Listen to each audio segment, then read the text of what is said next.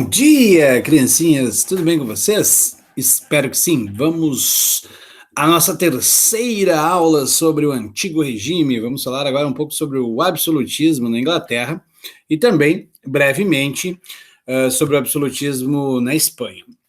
Então, assim, o absolutismo inglês ele começa, né, mais propriamente, com a dinastia Tudor. E como a dinastia Tudor começa? Lembra que nós já estudamos isso lá na formação dos Estados Nacionais? Pós-Guerra dos 100 Anos, nós teremos a Guerra das Duas Rosas, que vai, né, acabar enfraquecendo muito a nobreza inglesa e possibilitando a ascensão aí de Henrique VII, Tudor, ao trono da Inglaterra, né? E com o Henrique VII, né, apoiado pela família Lancaster, ele terá, ou ele promoverá a paz interna aí. Depois, seu filho, Henrique VIII, assume o poder, promovendo a reforma anglicana, a reforma protestante na Inglaterra, né, estabelecendo o anglicanismo, através do ato de supremacia, o qual o parlamento deu a ele, né, o aval, digamos assim, para impor, né, o anglicanismo, né, expulsar a Igreja Católica e estabelecer a religião anglicana. Lembrando, né, que este é o período que nós estamos falando da reforma religiosa e também do Renascimento. Não? Ele queria a separação, lembre-se, para casar com Ana Bolena, né, ele era casado com a Catarina de Aragão, queria se separar para casar com Ana Bolena, alegando, né, que Ana Bolena não teria como dar a ele um filho homem, ele só, né, tinha como filha a Mary, ou a Maria Tudor, né, ele queria um filho homem. Então, por isso ele queria a anulação do casamento, nós vimos isso no conteúdo passado. Então ele separa-se da Catarina de Aragão, casa-se com Ana Bolena, ele se separa da Ana Bolena, inclusive vai a acusar, né, de incesto, e ela acaba sendo decapitada juntamente com o irmão, e aí ele casa-se com Jane Seymour, a qual dará a ele, né, o seu filho homem, Eduardo VI, que vai sucedê-lo no trono com a sua morte, obviamente, né? Só que, mesmo assim, né, Eduardo VI, né, veja, ele só tinha filhas mulheres, os fetos masculinos nasciam mortos. Eduardo VI triunfa, ele consegue sobreviver, mas ele era muito doente, tanto é, né, o seu epíteto era Eduardo o Jovem, porque ele vai morrer ainda muito jovem. Ele vai governar por apenas 6 anos e nesse período ele ficou mais tempo acamado do que governando. Então, coloquei aqui prosseguimento da política do pai, não fez nada de relevante. Após a sua morte, abre-se uma discussão. Né? Não há mais sucessores homens né, para o trono da Inglaterra. Então, se estabelece ali uma discussão e foi indicada, foi coroada como rainha a filha primogênita de Henrique VIII. Nada impedia que uma mulher se tornasse rainha da Inglaterra. Né? Então, Maria I foi coroada como rainha da Inglaterra. Lembre-se, a lei sálica era lá na Inglaterra, lá na França, né? Lembra da lei sálica, que vai ser um dos estopins da Guerra dos 100 Anos? Então, na Inglaterra não tinha isso. E a Maria I foi coroada como, né, como rainha da Inglaterra. Filha do Henrique VIII com a Catarina de Aragão, ela se ressentia pelo fato de que os nobres ingleses apoiaram o pai na criação da igreja anglicana. Como uma fervorosa católica, ela vai restabelecer o catolicismo na Inglaterra e não só isso, ela vai perseguir os nobres anglicanos incisivamente, tanto mais que ela vai acabar recebendo a alcunha de Bloody Mary, né, Maria a Sangrenta, dada a violência aí com a qual, né, ela dispensou os nobres. Após a sua morte, sua segunda irmã, que foi posta no poder exatamente por ser uma fervorosa anglicana, Elizabeth I levará ao auge a dinastia Tudor ao poder, né, no poder na Inglaterra. É o auge dos Tudor na Inglaterra. Ela é conhecida, né? O governo dela é chamado de a Era de Ouro da Inglaterra. Foi o momento que a Inglaterra começou a se transformar em uma nação importante do ponto de vista continental, né? E isso se deve à sua habilidade política. A Elizabeth, ela vai retomar o anglicanismo, lembre-se, ela foi posta exatamente por ser anglicana, isso favorecia a nobreza. Tá? Ela vai, entretanto, se aproximar da burguesia calvinista, ela aproxima-se dos chamados puritanos, sem falar que ela aprovou a lei dos 39 artigos que instituiu o anglicanismo. Aí, né? A teologia anglicana foi estabelecida aí com Elizabeth. Né? Em 1584, nós temos a exploração da América do Norte. Né? Funda-se a primeira colônia, né, da Inglaterra na América, e foi dado o nome de Virgínia a esta colônia do sul dos Estados Unidos, em homenagem a Elizabeth, que era conhecida como a Rainha Virgem. Durante o seu governo, nós teremos uma enorme atividade corsária. Quem são os corsários? São os piratas que tinham o documento de corso, ou seja, eles podiam assaltar, né, navios de outras nações, poderiam assaltar outros territórios e eles voltariam com um salvo-conduto para a Inglaterra. Um dos mais famosos piratas ingleses aí do século XVI foi Francis Drake. E o principal alvo de atuação, né, da Inglaterra foi a Espanha. Na verdade, uma das principais atividades econômicas da Inglaterra no século XVI era assaltar a Espanha, né? Portugal também e as colônias portuguesas. A gente vai ver muitos piratas, muitos corsários ingleses atacarem o litoral do Brasil, Recife, por causa do açúcar, sobretudo. Né? E isso, claro, irritou muito a Espanha, irritava muito a Espanha. A Espanha, né, mandava representantes constantemente para a Inglaterra para se queixar a coroa inglesa dos roubos dos piratas ingleses, e a coroa inglesa, né, falava, não, a gente vai dar um jeito, a gente não vai ser conivente, aquela coisa toda, e enrolava a Espanha.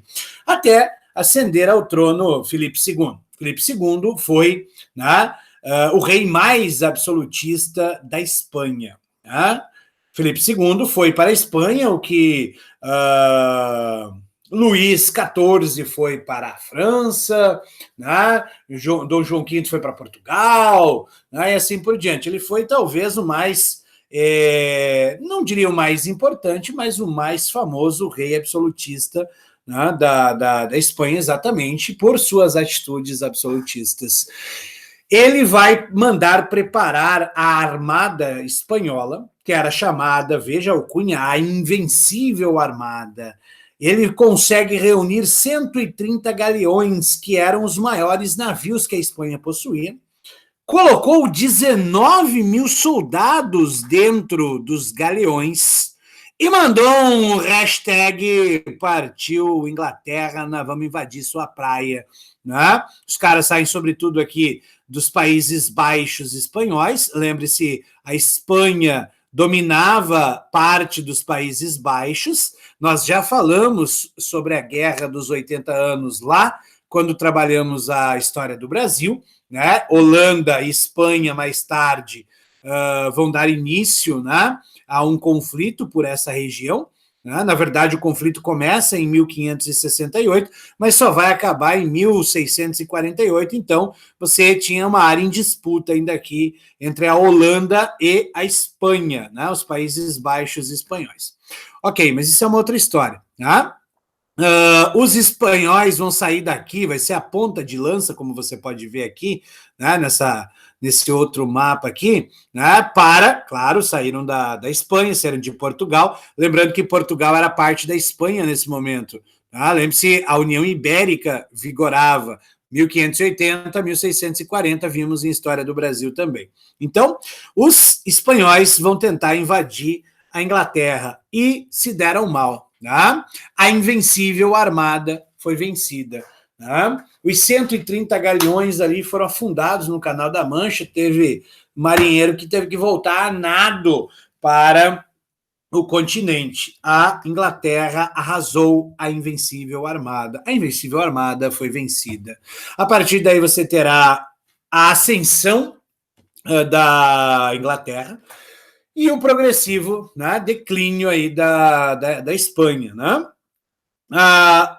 Após a vitória da Inglaterra, uma dinamização do comércio na Inglaterra, uma intensa atividade burguesa e o início da supremacia naval da Inglaterra. Né? Até porque a Espanha demorou um bocado para conseguir se recuperar, né, dessa derrota aí. Né? Então, aqui os mapas mostrando o caminho dos navios ingleses, né? Aqui a linha de combate e assim por diante. A legenda aqui, 130 galeões, 19 mil soldados para combater a Inglaterra, e a Inglaterra venceu. Né? Elizabeth, a Rainha Virgem, ela tinha essa alcunha porque ela nunca casou-se, não deixou herdeiro, então, portanto, né, quem é que assumiu o trono? Ainda em vida, ela já deixou encaminhado esse ponto. Ela deixou a coroa para o seu primo, que era rei da Escócia, né? Jaime VI da Escócia irá receber a coroa da Inglaterra. Isso garantiria também aí a formação, né, a consolidação das coroas aí, Escócia e Inglaterra, né? O Jaime VI da Escócia vai assumir como Jaime I da Inglaterra, estabelecendo aí a dinastia Stuart na Inglaterra. E com o Jaime I aqui, né, um quadro dele, a instalação plena do absolutismo na Inglaterra. Ele achava que era rei porque Deus quis, por vontade de Deus. Tá? Temos aí o início de uma dicotomia na Inglaterra que iria permanecer durante muito tempo, tá? Uma dicotomia que opunha-se os que apoiavam o rei e os que apoiavam o parlamento. Lembrando, né, que a Inglaterra ela tinha um parlamento com uma certa voz, e o Jaime I, ele achava que era rei por vontade de Deus, né, por direito divino. Então, claro, ele vai confrontar constantemente o parlamento. Né? Então, o rei vai trazer para o seu lado, né, a nobreza feudal, obviamente, né, uma nobreza perdulária que vivia às custas, né, da coroa, né, das pensões que recebiam na corte, aí, vantagens N em um sistema, né, absolutista. Os membros da igreja anglicana, óbvio, uma nobreza também, né? Estamos falando da alta cúpula da igreja anglicana e a alta burguesia, aos quais também ele vai vender títulos de nobreza. Né? Você tem aí muitos membros da alta burguesia adquirindo títulos de nobreza durante o governo do Jaime Stuart. Ao lado do parlamento, você tinha uma pequena e média nobreza, os gentry, que eram, inclusive, né, aliados do Henrique VIII lá atrás. Foram esses caras que a eles foi vendido muitas das terras confiscadas da Igreja Católica. Agora eles vão confrontar o rei. Você tem uma pequena e uma média burguesia, você tem os yeomen, né, que eram os camponeses que tinham alguns recursos. A ampla maioria desses caras que apoiavam o parlamento eram puritanos, né? Eram calvinistas.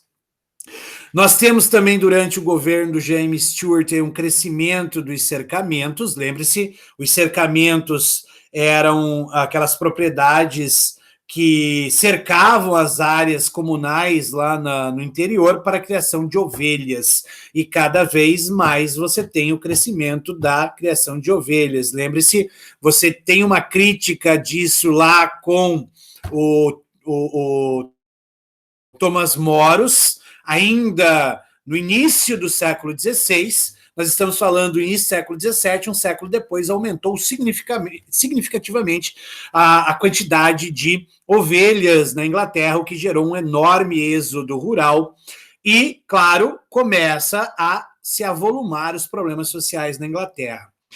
Para colocar um temperinho nisso, o rei começa a perseguir católicos e puritanos. Católicos em um número bem menor na Inglaterra, obviamente, mas haviam católicos na Inglaterra, e os puritanos, a maior fatia depois dos anglicanos na Inglaterra. Né? Em 1605, dado a essas perseguições aos católicos, nós teremos a conspiração da pólvora na Inglaterra. Tá? Em novembro, né, de 1605, nós teremos, né, a Liga Católica, aí, né, um grupo de católicos ingleses conspirando para explodir o parlamento com o rei, com puritanos e anglicanos lá dentro. A conspiração da pólvora, então, foi uma tentativa aí de assassinato contra o rei Jaime VI da Escócia e Jaime I da Inglaterra, né, pelo grupo aí de católicos liderados por Robert Casterby e principalmente o Guy Fawkes, que é um cara que vai entrar para a história muito mais recentemente do que antigamente. Por quê?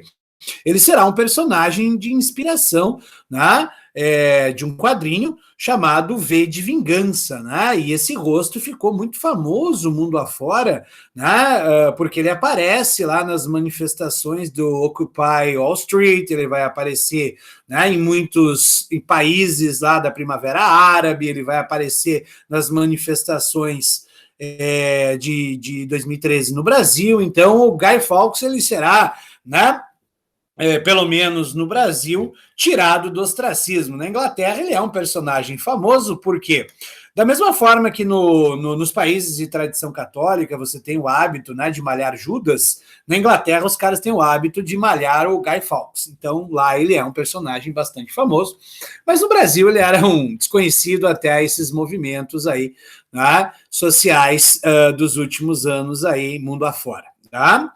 Em 1620, por causa dessas perseguições religiosas, nós teremos uma enorme imigração de puritanos para a América do Norte. Né? Obviamente, não é só por causa, né, dessas questões religiosas, também acontece por questões sociais. Lembre-se, havia muita falta de terra. Havia muita gente que havia sido expulsa do campo na Inglaterra e precisava, veio em busca de terras também para a América do Norte, os chamados Pilgrim Fathers. Mas isso nós vamos falar depois, mais tarde. Agora não, agora é Inglaterra absolutismo. Aumento de impostos e a dissolução do parlamento foi algo muito comum no governo do Jaime, por isso essa relação conflituosa entre os que apoiavam o rei e o parlamento, né, ou o próprio rei e o parlamento. E após a morte do James Stewart, pensou-se que a situação ficaria um pouco mais atenuada com o Carlos I, seu filho, ou Charles, né, como preferir. Carlos I vai assumir o poder aí em um período de ampliação dos cercamentos, né? Cada vez mais as ovelhinhas tomando o lugar dos homens, cada vez mais êxodo rural, cada vez mais gente migrando para as cidades ou emigrando para os Estados Unidos. Né? Temos o crescimento desordenado dos centros urbanos, por conta disso, e também no governo dele nós teremos as guerras religiosas, né? A Revolução Puritana, a Guerra Civil Inglesa vai acontecer aí e iria reverberar até 1689, né? Ela não é constante, mas né, ela vai surgir aí pelas tantas.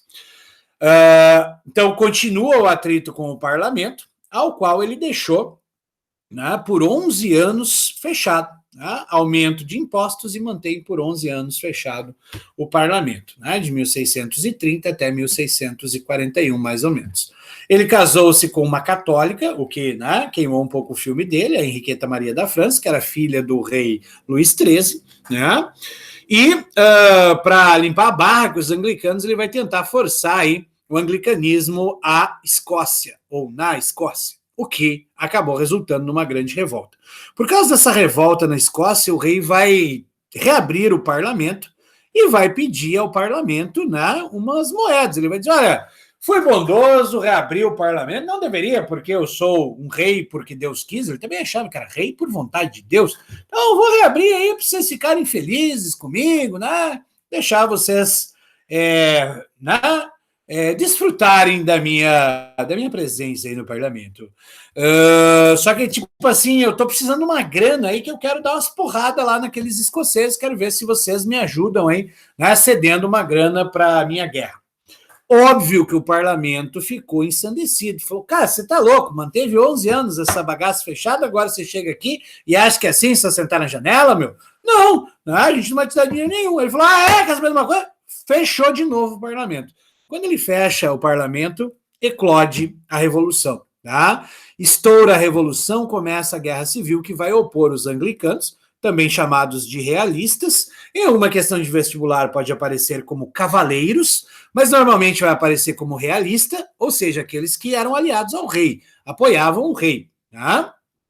Contra os puritanos, forças contrárias ao rei, representantes, né, ou representavam as forças do parlamento e eram chamados de cabeças redondas. Aí você tem duas versões para esse cabeças redondas, né? Uma das versões é de que os puritanos raspavam, né, a cabeça para se diferenciar dos nobres. Os nobres usavam cabelos compridos, como você pode ver o rei aqui, era um sinal, era um status de nobreza, ou mesmo a peruca comprida, enquanto que os caras vão lá e raspam a cabeça como forma de protesto. Há outros historiadores que vão dizer que deve-se ao fato de que o elmo, né, o capacete aí dos puritanos, ele era redondinho, então por isso cabeças redondas.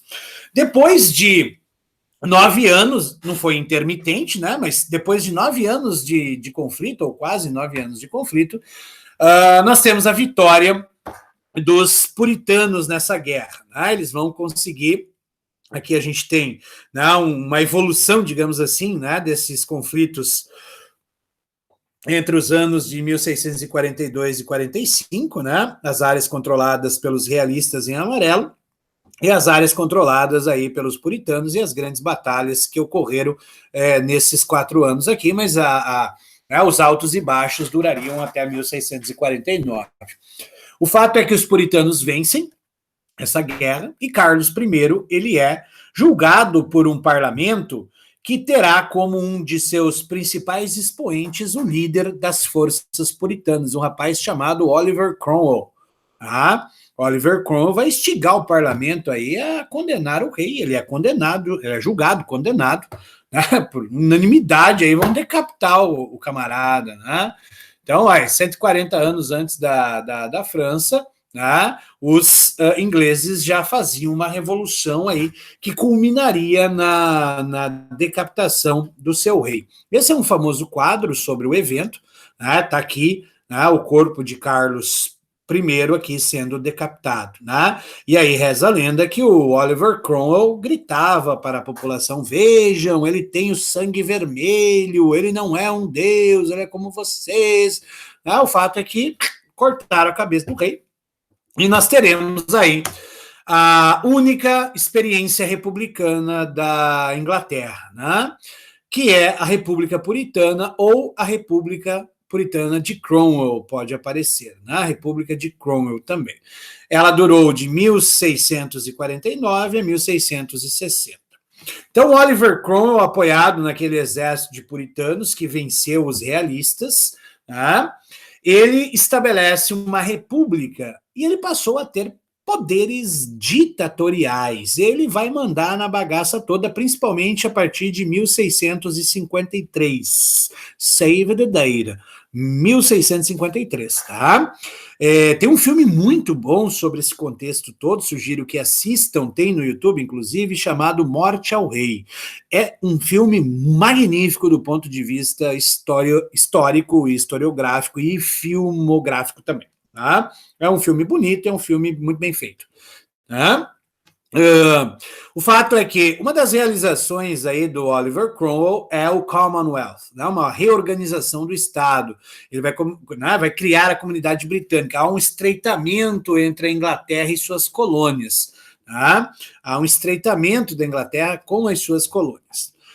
Externamente, o Oliver Cromwell ele vai enfrentar, né, muitas revoltas na Escócia e na Irlanda, e internamente ele vai enfrentar, né, também revoltas, né, de um partido aí chamado Levers, né, um agrupamento, né, que eram moderados, né, eles pregavam aí uma igualdade jurídica, né, direitos políticos a todos os homens, né, que os homens tivessem direito a voto, né, a opinar, na verdade, né, também, né, igualdades jurídicas.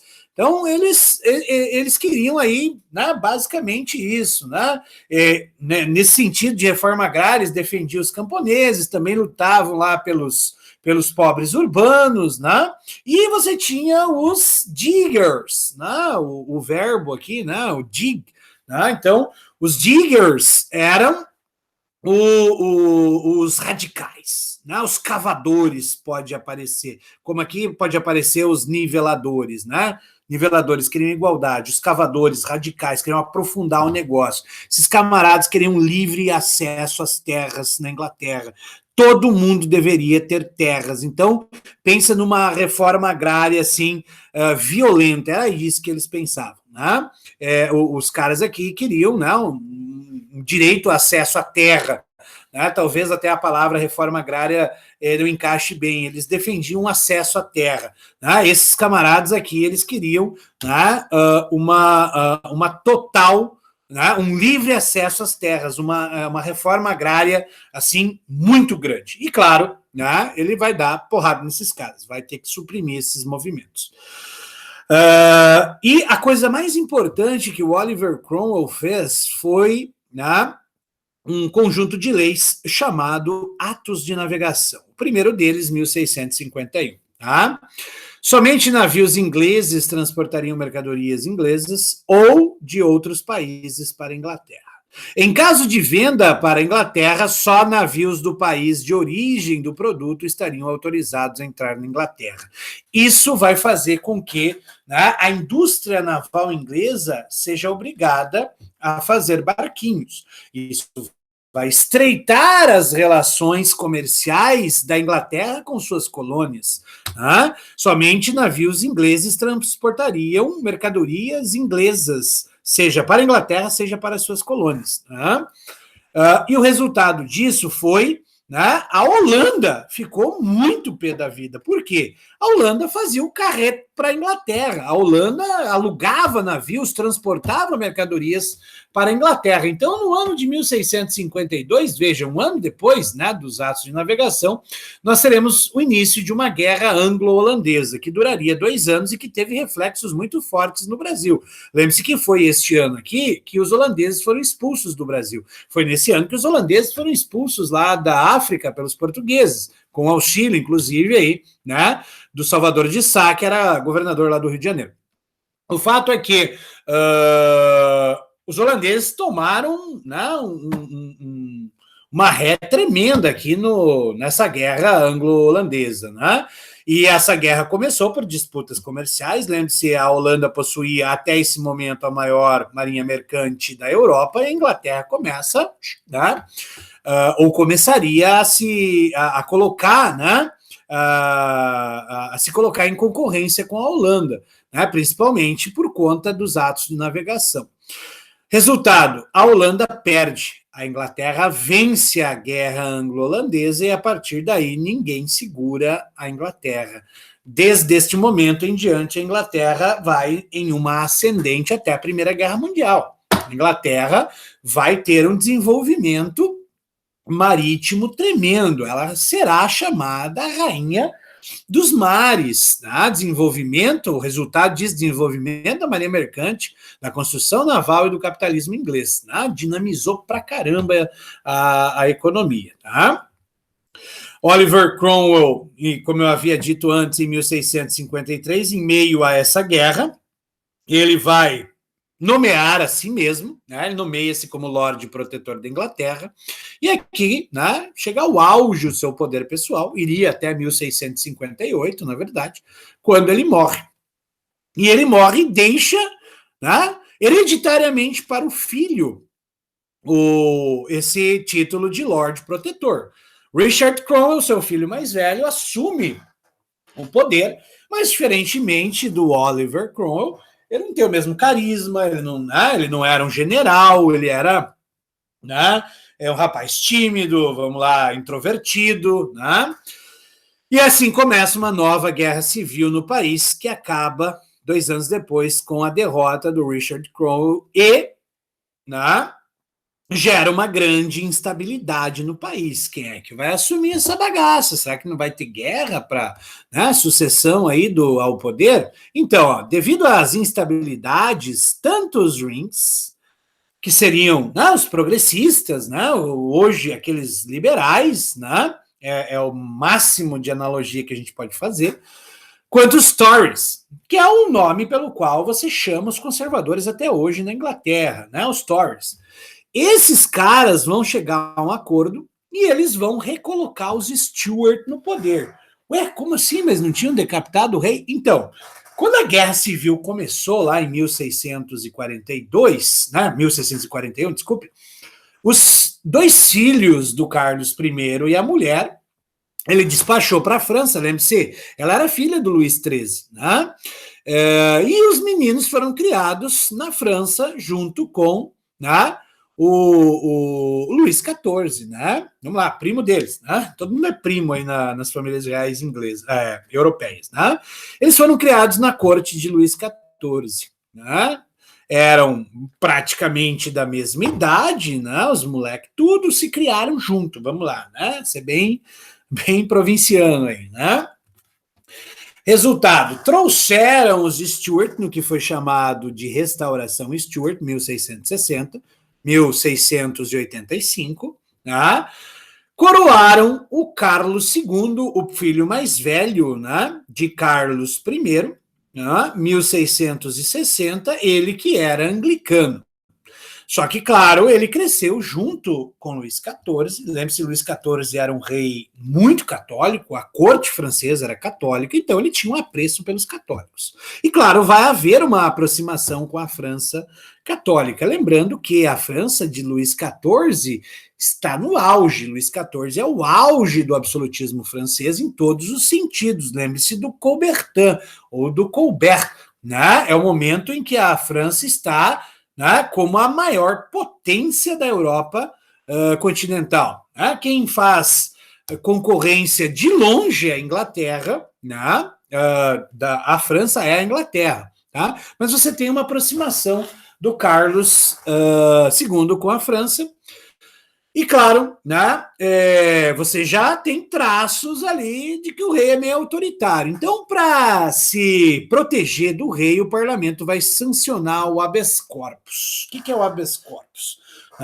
É uma proteção jurídica, você não pode prender o cara sem provas para sempre. Então, o parlamento baixa em 1679 o habeas corpus e também vai excluir os católicos dos cargos públicos. Nenhum católico poderia trabalhar na administração pública inglesa. Por quê? Os anglicanos temiam, né, uma aproximação com o catolicismo poderia levar à adoção do catolicismo novamente. Lembrando que no século XVII a religião ainda tem uma importância enorme. Lembre-se, né, até pouco tempo atrás houve a guerra dos 30 anos, que foi uma guerra que começa entre católicos e protestantes por questões religiosas, tá? E o parlamento é fechado. O rei, né, depois de atritos com o parlamento, ele fecha o parlamento em 1683 e isso causa uma indignação geral.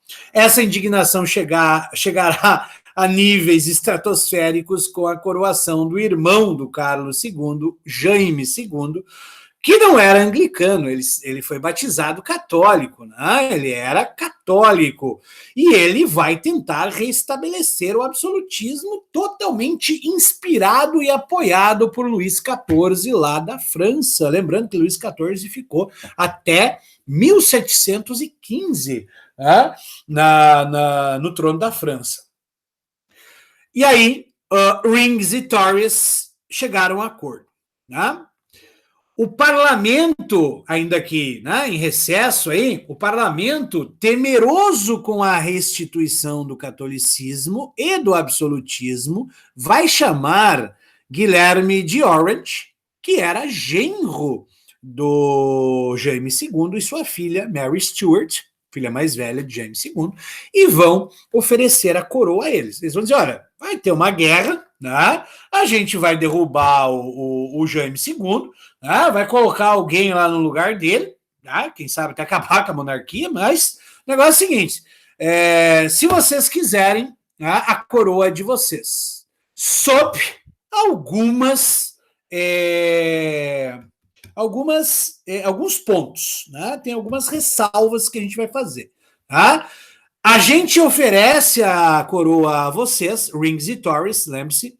Em troca, o parlamento deve ficar livre. Você, rei, não vai interferir no parlamento, ele vai ficar aberto e você não vai torrar a paciência dos parlamentares. Outra coisa, né? A gente concorda com a liberdade de culto, mas a gente quer a manutenção do anglicanismo como religião oficial.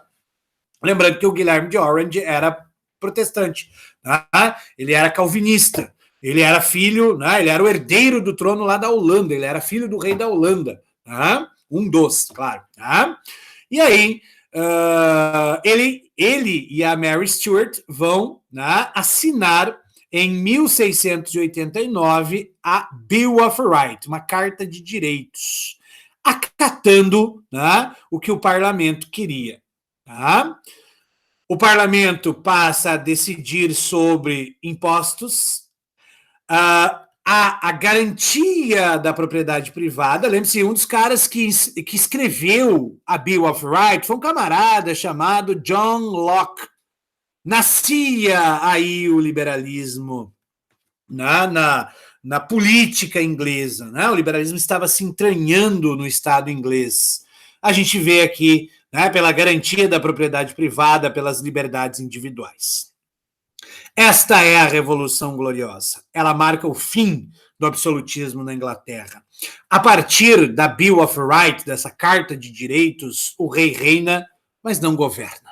Né? Quem vai decidir, né, sobre impostos, quem vai fazer leis é o parlamento. O rei reina, mas não governa. Nós temos, a partir daí, a ascensão política da burguesia inglesa por meio do parlamento, teremos a pacificação dos conflitos religiosos e, aos poucos, se implanta o liberalismo. É claro que é aos poucos, né? Não será do dia para a noite, mas a gente vê as sementinhas do liberalismo. Lembrando que o liberalismo, né, ele está dentro do iluminismo que começa a surgir no final do século XVII. O John Locke, ele é o pai do liberalismo político, inclusive. Né? E aí, para a gente finalizar, o absolutismo ibérico. Né? Só para relembrarmos, a gente já viu isso lá em História do Brasil e também vimos isso na formação dos Estados Nacionais. Né? A Guerra de Reconquista, que vai de 718 a 1492, marcou, né, o início do processo de formação da Espanha que nós conhecemos, da Espanha moderna. Né? O que foi a Guerra de Reconquista? Foi a luta aí, né, de cristãos contra os chamados infiéis muçulmanos, né, aquele espírito cruzadista que nós já discutimos. A centralização na Espanha ela vai tomar forma quando, em 1469, nós teremos o casamento de Fernando de Aragão com Isabel de Castela. Isso vai consolidar a união dos vários estados e o regime de padroado. A igreja está ali, ó, junto, né, com a coroa espanhola. Tanto é que, né, Fernando de Aragão e Isabel de Castela são chamados de reis católicos. Né? Em 1492, a gente tem a chegada de Cristóvão Colombo aí na América, né, a expansão marítima. Ele foi patrocinado, lembre-se, por Isabel de Castela. Temos a expulsão dos judeus de Castela, né, da Espanha, vamos lá, né?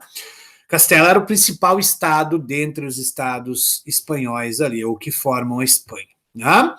Mas havia uma grande autonomia, né? Você tinha uma grande autonomia ali para Navarra, para Aragão, para Leão, né? Castela e assim por diante. Eles conquistam Granada também em 1492. Granada é o sul, na região da Andaluzia, era o último reduto muçulmano lá. Eles empurram esses caras, né, para o norte da África e completam a centralização política. Tá? Eles vão dominar toda a Península Ibérica, com exceção de Portugal, obviamente, que já havia se centralizado. Tá? Então, nós teremos a ascensão dos Habsburgo na Espanha no ano de 1516, e eles ficariam até 1700, quando a gente tem a morte de Carlos II, o último rei da família Habsburgo, né, que governa lá a Espanha. Tá? Então, só vamos falar de alguns pontos importantíssimos aqui. 1580 a 1640, nós temos a União Ibérica, né, o período em que Portugal e Espanha foram governados pelo mesmo rei, Filipe II, Filipe III e Filipe IV. A União Ibérica acaba quando a família de Bragança consegue, né, expulsar os espanhóis lá de Portugal, no contexto ali da Guerra dos 30 Anos, em 1640. E depois, né, nós temos aí a treta entre a Espanha e a Holanda, que eu já havia referenciado lá, a Guerra dos 80 Anos, que começou em 1568 e duraria até o final da Guerra dos 30 Anos, em 1648.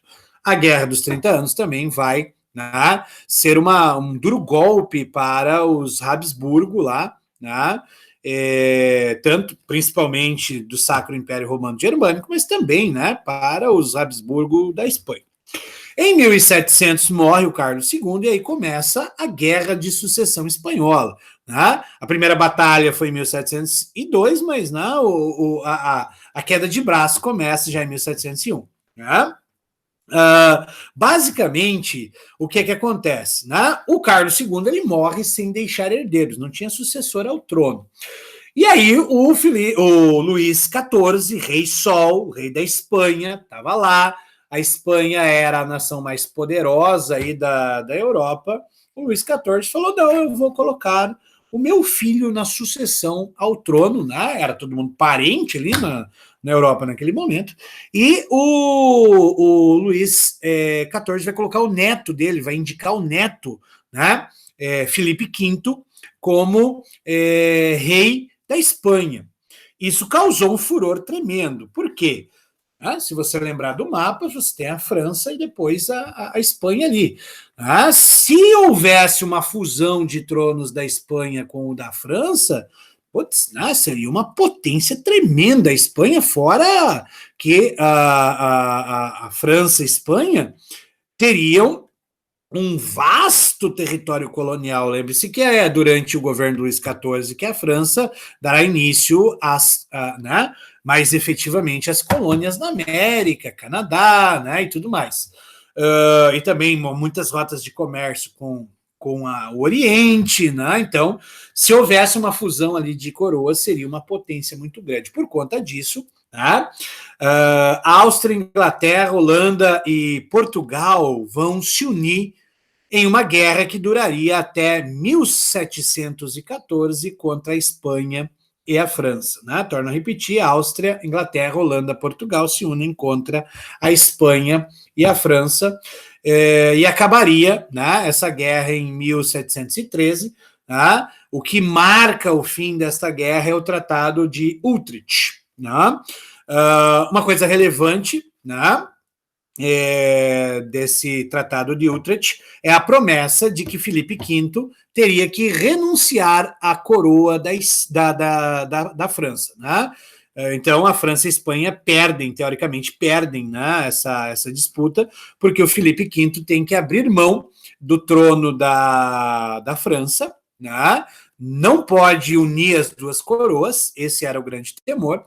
A Inglaterra vai ganhar aqui embaixo, que vai aparecer a tarjinha, mas o Gibraltar, né, tá aqui embaixo ali, ó, você pode ver no extremo sul da Espanha, né? Se a tarjeta saísse da frente, aqui, ó, né? 1714, né? Os ingleses ocupam aquela parte ali, dando, né, garantia à Inglaterra de que ela poderia livre navegar para o Mediterrâneo. Até hoje pertence à Inglaterra o Gibraltar ali, né? O extremo sul, só a pontinha ali da Espanha. Né? E esse é o mapa da Europa em 1714, quando acaba a Guerra de Sucessão Espanhola. Esse evento será importante depois para a gente entender algumas coisas durante a Guerra de Independência da América Espanhola. A gente vai estudar a América Espanhola mais adiante, então será um dado importante para depois. Beleza? Então, por hora, seria isso. Beijo, a gente se vê em breve.